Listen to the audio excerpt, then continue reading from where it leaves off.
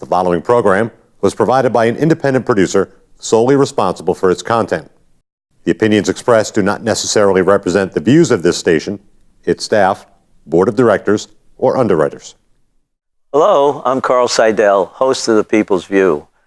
The show is sponsored by the Nashua City Republican Committee, and if you like to attend our meetings, they're the second Thursday of every month at 6:30 at the Crown Plaza.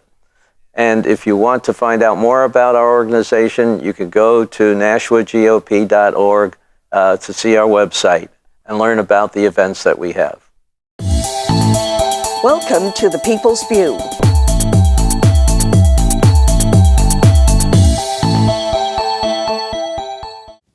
Hello and welcome to The People's View. This is a legislative issue discussion that we're doing now as a part two of People's View. There are other interviews that are done individually, but Senator Kevin Avard and myself are going to be talking about some of the legislations that's been offered legislature up in Concord this year. Kevin, you have the floor with, what do we have, almost 1,000 things from the... Just in the House alone. Just in the House, and maybe another couple hundred in...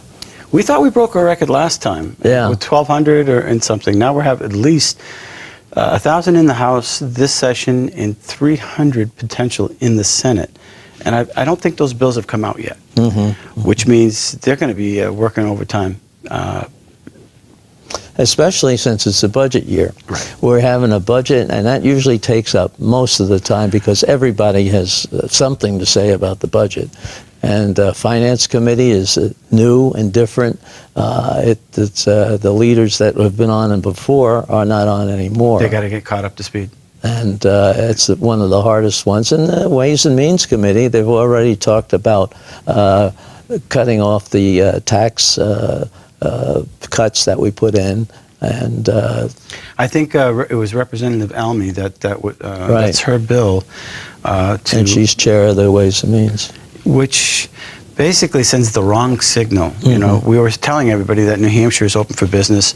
We wanted to be competitive with Massachusetts and our neighboring towns or neighboring states by just reducing it by just a small amount, just so that we're on even keel. And look what happened.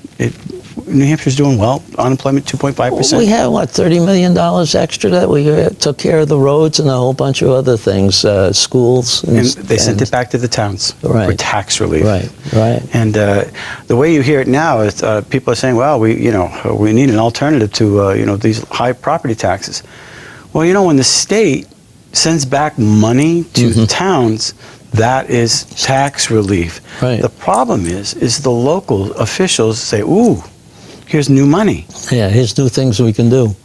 Right? And so when that happens, you just muddy the waters, and people are thinking, well, it's the state that's downshifting. Well, the state sent money back, and the state never got credit for that. What they just said was, well, we need more revenue. Yeah. And I think that's a problem. We sent millions for bridges, for schools, for the roads. And Nashua was a very big beneficiary of that. Very good. And we had a good road program going on this summer. Right. A lot of roads were done over. Looks nice. In my neighborhood, I'm very happy that some of them happened. I think those were in the works for a while ago, but at least there was some money there to help out with that. But I think by rolling that back, you're sending the wrong message. And Representative Almy just wants to just go back to the same what we had before. She believes that we still don't have enough money. Now they always say, we're going to help reduce the tax that the state has, property tax issue, and I don't know whether they do that or not. But it's never happened. Now, and you look at the track record, Carl. When the money comes back. Yeah. Have you seen a reduction in your taxes? No. No, you haven't.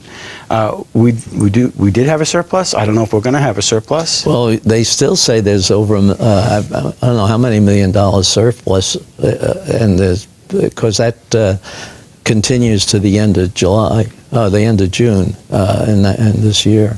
So I think that there's going to be a big surplus again, and then there's supposed to be a further cut. I mean, that's already scheduled, but Almy wanted to have all the cuts that have been implemented over the last 4 years to be Brought back.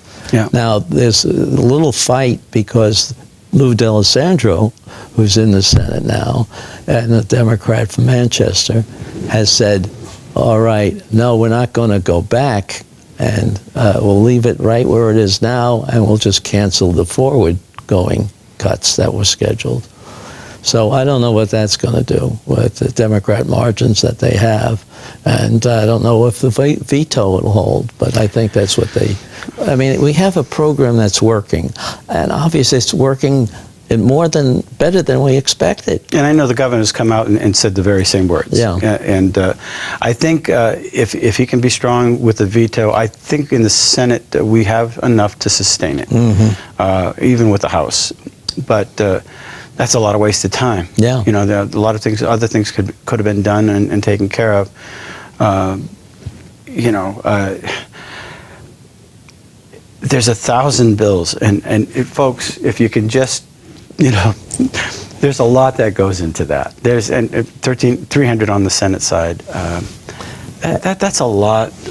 And the bills that are in the House have to get through the House by the end of March. Yeah. Right? Okay? Yep. So it's now the third week in January. So you have February and March and one more week. There's going to be a lot of late nights at the Capitol, I believe. Well, I think so. We saw if the people go to the website up the General Court website, they can see the list of bills that are held each day. And you have a list there. There's, 6 pages of hearings that are going to happen this coming week. And there's some interesting hearings. I haven't gone through this entire list, but I mean, there's good proposals in there from both sides. But just talking about it all is you gotta. Everyone has to get a hearing. Some of them are poorly written, and they get set back to committee, the lawyers again to try to get the legal language, because a lot of it we have a lot of new people, and they really probably don't have the experience in writing it. And there's only, 14 lawyers that are responsible to formulate the wording of all those 1,000 bills. And I'm sure they're scrambling. I'm sure they're scrambling. Well, they're not all written up yet, even. No, that's what I mean. They're scrambling. And I think one of the bills that caught my attention was the fact that I think it was Representative Timothy Horrigan. Oh, Horrigan? Yes, I saw that in the paper. To reverse the voting laws, which I still can't comprehend. Why do you want people that are not citizens of this state allowed to vote? It basically waters down your vote. What is behind that? What does he expect to gain from that?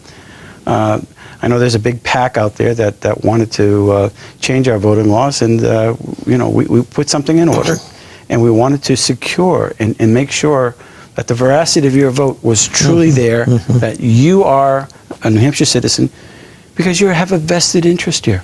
Right. Well, I mean, that was the whole thing that our Secretary of State was saying. He says, now we have a completely,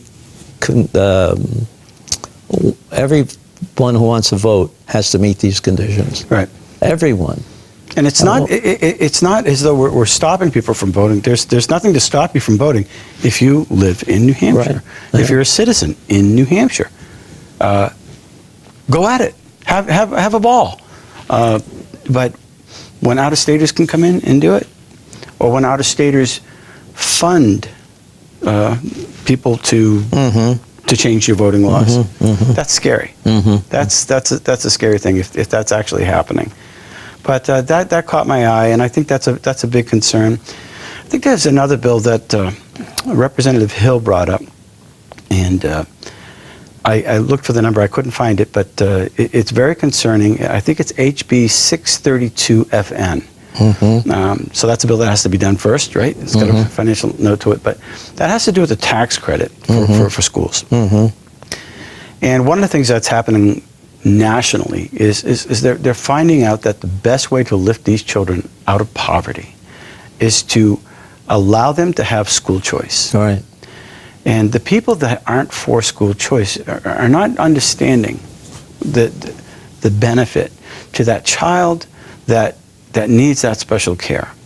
Whether it's a micro society here in Nashville or the science, there's each child learns differently. And I've heard educators say the very same thing. You know, they learn either audibly or visually, or come to find out there's a whole host of ways that children learn. Right. So what does the tax credit do? It gives a child, especially those that are in poverty, that opportunity to go to the private school or to a charter school of their choice, geared to their needs, where they can explode with growth. Sometimes these children are in a situation, and God bless the schools, but they're not equipped to take care of every individual need.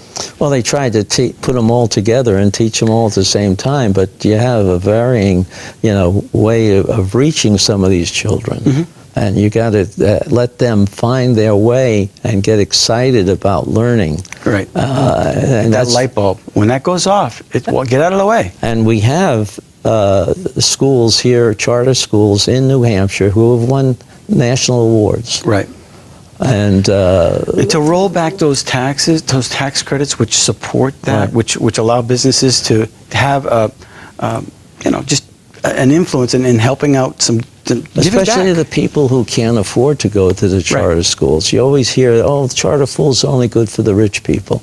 That's not true. This is the way that you have, anybody can get in because it's a lottery type system. Right. And, then if they can't pay it, well, you got the scholarship program. And a lot of kids just flourish under that, and they're very fortunate. You're hearing more and more success of that, and I think that's catching the eye of others, that are the Department of Bureaucracy, the administrative parts of the education system, which in itself is something that really needs to be looked at. I think if the truth be known, that's where a lot of our costs are going to, and let's cut back on some of that and give a raise to the teachers, and let them flourish a little bit too. But that, again, that's a nationwide problem. Well, I'd like what the governor and Frank Edelbluth, who's head of the commissioner for the education department, have come up with their proposal of allowing an extended high school year, where the people who are interested in working on something with the community college that has to offer, so that their senior year is sort of extended so that they can go half and half with the community college. They come out with a high school diploma and an associate's degree. That to me is you have to think outside the box like that. Personal experience, Kevin, my stepson, my redheaded stepson, who's taller than me, he graduated from North. Right. And I had heard about the BAE program maybe a couple of years ago. I was there at the first ceremony of graduates with Senator Avard. And I thought, what a great idea. What is it? Well, it's micro electronics. And so BAE needs manufacturers in this department. And it's a 10-week course here at National Community College. It's about $5,500. And the student goes there, graduates in BAE or MIT or some other organization like that has that type of need for manufacturing, hires these kids right out of high school. So I got his friend, he and his friend Adonis, to take the program. They both graduated. They both got hired. Very good. They're going to make $19 an hour right out of high school. Bam. After 5 weeks. Kevin's a smart guy, but I don't see college in his... Well, there's a lot of people that just don't take to it. Right. I mean, I had one, too, that tried college, and that wasn't for her. And she Right. went out and was very successful, but she did it all on her own.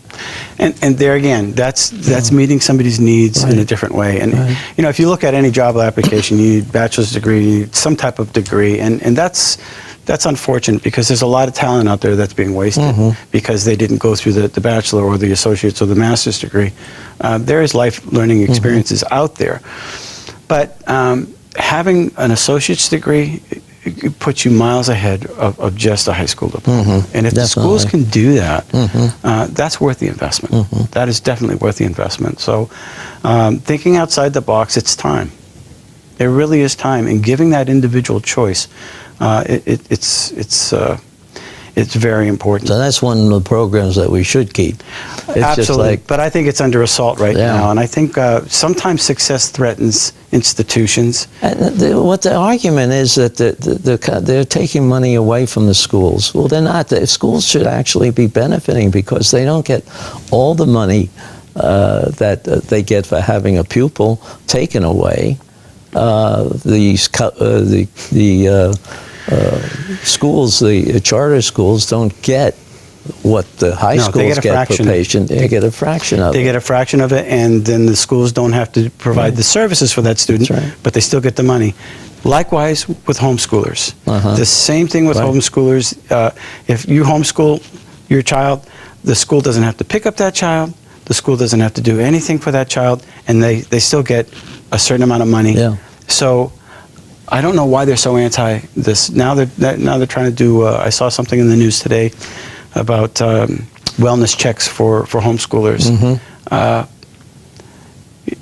It's just one thing after another. There's always an assault on freedom, on liberty, on thinking outside the box.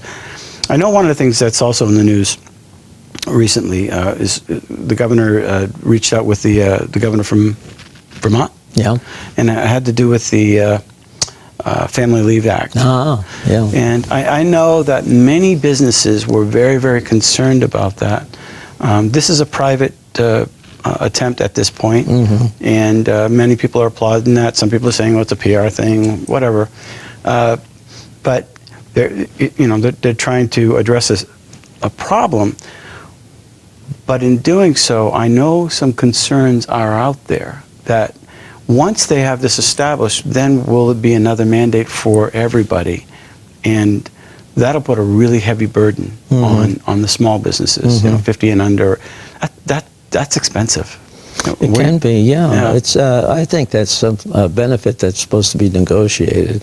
I mean, if they can make it something that's available, that insurance company should offer that, but I don't think they should come down on any company, especially the smaller ones, just when they're developing, I don't care if you put a limit of, well, you have to have 100 people. You're still not very big when you have 100 people. No.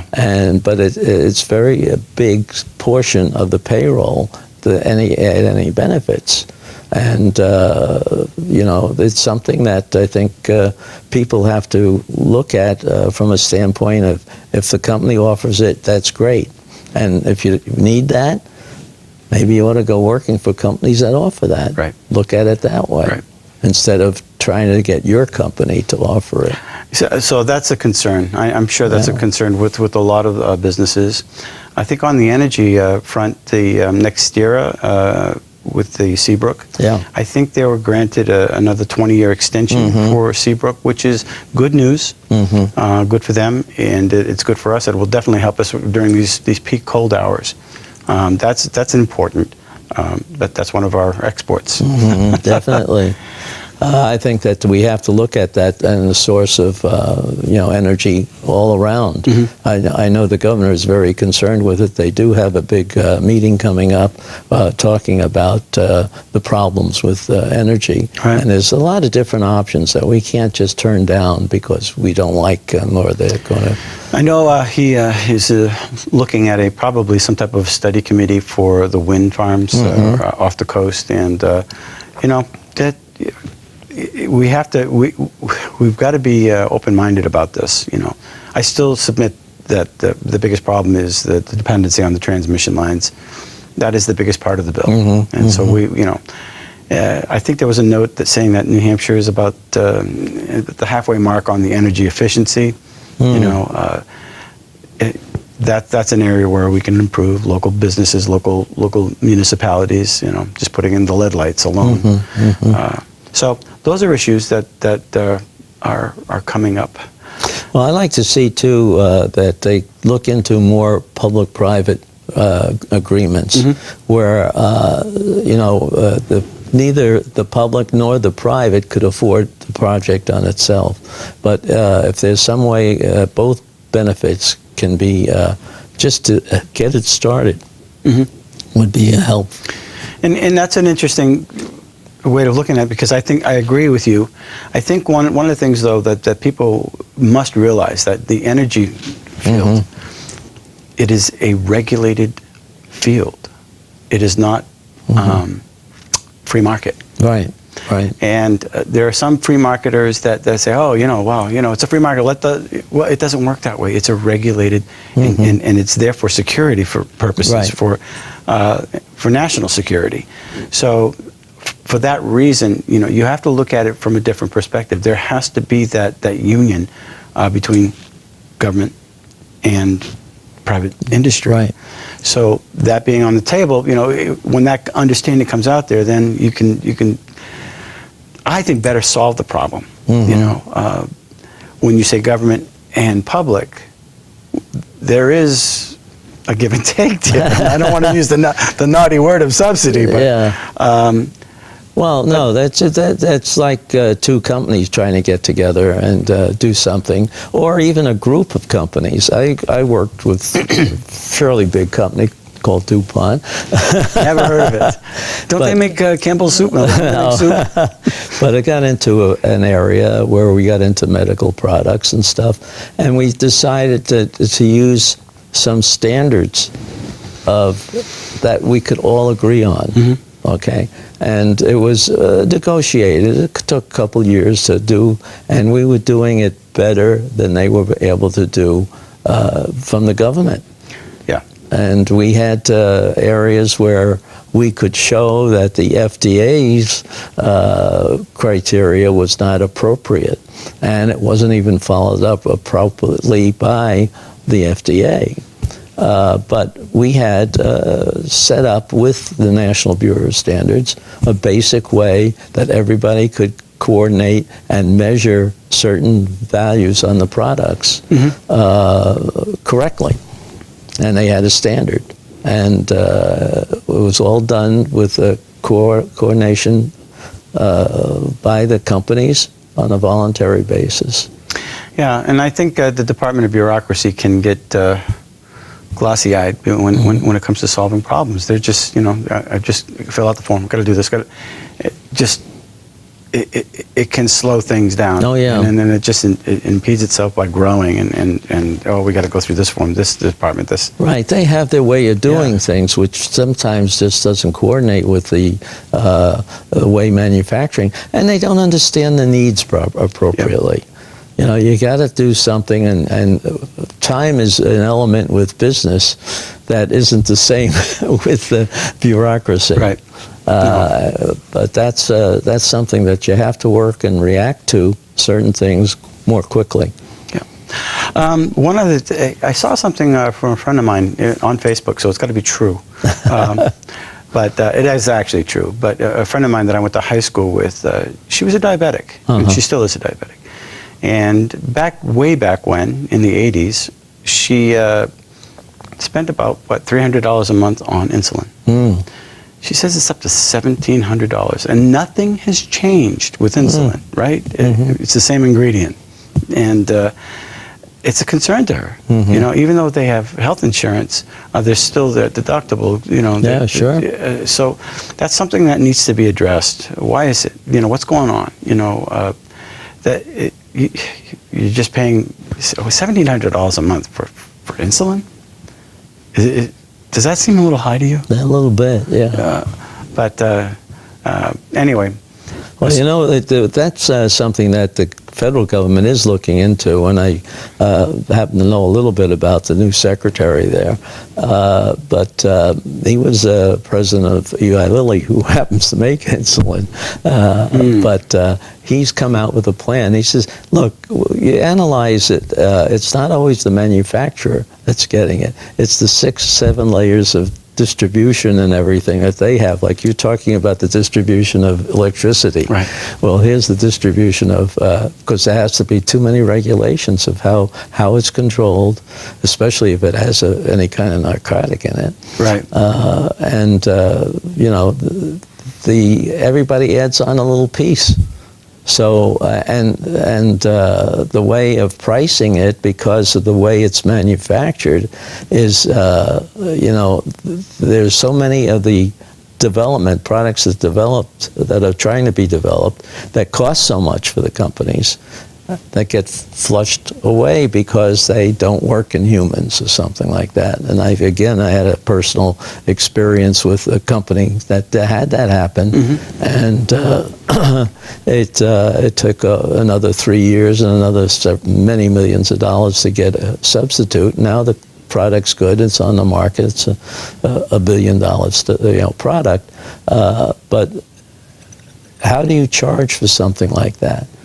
You know, you can't. You have to recoup your costs and, of course, make a profit at the same time. You got a lot of losses that have to be in there. How do you value it? Well, they try to look at it and how much does it save your life? Now, what's your life worth? That's true, but if that same medicine in America might be a fraction in Europe. That's right. And why is that? Well, it was even worse before they had the European Brexit? The organization there. I was over there in the 70s, and depending on which country, you could have differences of 100% between the two countries. They were adjacent to each other. Now, they will get the same price now, but that price is probably lower. Not always, but probably. Well, that's something we got to address. That's right. Yeah. I can see we've got about a minute left, but I hope that we'll be able to bring some more transparency up to the Capitol this year. I know many people are wanting to at least share what goes on in committees, you know, and I being one of them, so that the public could have a first-hand view. Not everybody, you can't fit the entire state into a committee hearing, so it'd be nice to see if we can get that on video. Yeah. You know. They should be looking at the schedule at the public access. We have this available on our National Republican Committee website, nationalgop.org. Look at the times. It's available on your channel 96. 96, yes. And we'll have more people on this as we grow this part of the second part of People's View. Yea, verily. We'll have more people discussing and more details. And thank you, and join us again. We'll see you. Good job, Carl.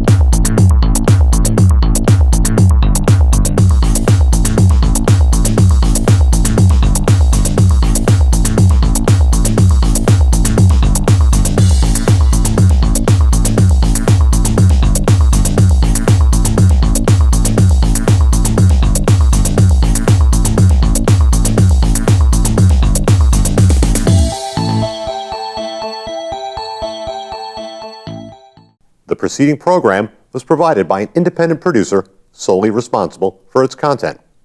The opinions expressed do not necessarily represent the views of this station, its staff, board of directors, or underwriters.